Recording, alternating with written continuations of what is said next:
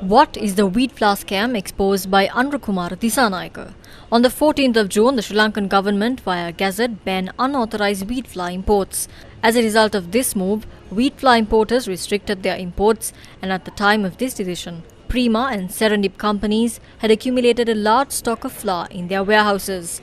These two companies have been allowed to import wheat kernels at a tax of 3 rupees per kilogram, and they produce flour from these imported wheat kernels. However, Kumar Disanayake pointed out that other importers were paying a tax of 35 rupees to the government per kilogram of wheat flour. He said that according to the current price in the world market, people have to pay 210 rupees in the retail market, while a kilogram of wheat flour can be imported to Colombo for 110 rupees. The MP alleged that the two companies are making mammoth profits by importing wheat kernels and processing and selling flour by discouraging the other importers and paying less taxes to the government.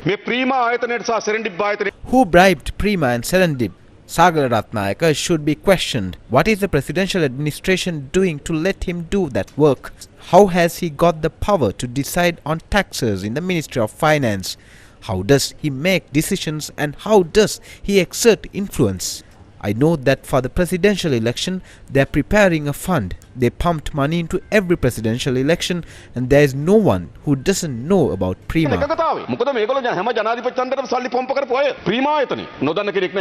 State Finance Minister Ranjit Siambalapitiya responded to this allegation. Wheat flour producers in the country has reduced the price of a kilogram of wheat flour by 10 rupees. This is a temporary measure. This is aimed at controlling wheat flour from being imported at a lower price and being sold for a higher price. The benefit of this price drop will be directed to the consumers, while added profits of importers will be used as state revenue. Prima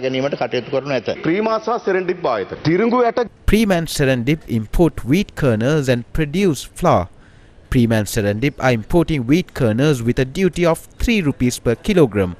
Wheat flour prices were reduced by 10 rupees only after I asked the question yesterday. Until yesterday, the price was 210 rupees. Prima is making an additional profit of 45 rupees per kilogram of wheat flour. The same goes for Serendip as well. What has happened now? The consumers cannot purchase wheat flour at a lower price. The government had a tax of 30 rupees for direct wheat flour imports that is also no more. Who can justify this in the parliament? When a kilogram of wheat flour can be sold for 165 rupees, who paved the way for Prima and Serendip to make massive profits by selling a kilogram for 210 rupees, after only paying a tax of 3 rupees per kilogram of wheat kernel.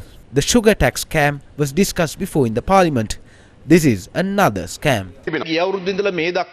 Over 900,000 metric tons of rice was imported since last year.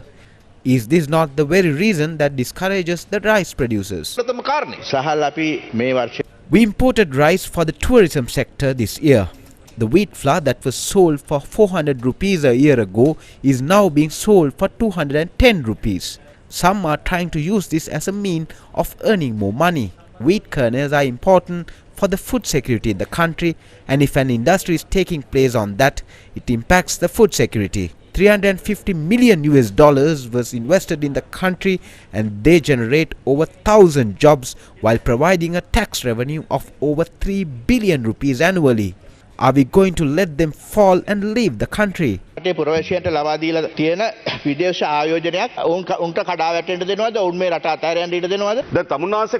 You need to end any act that generates undue profits. However, you have awarded everything to Prima and Serendip. Do not try to conceal this fact under the guise of the economy. The government intervened and secured the 10 rupee price reduction. We are prepared to further analyze and add more influence on this. However, stocks need to be maintained for 6 months. That is how the price reduction was imposed.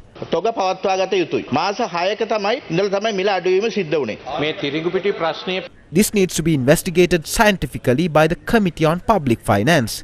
The Finance Ministry has a report. They would act accordingly.